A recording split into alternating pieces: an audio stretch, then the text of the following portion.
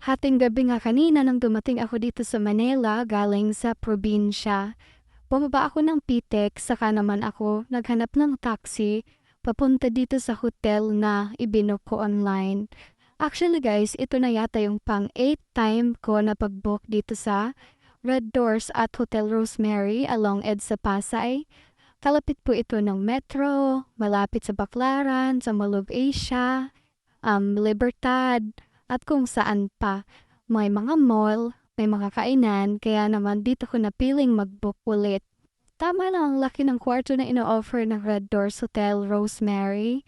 Kasi ako lang naman mag-isa.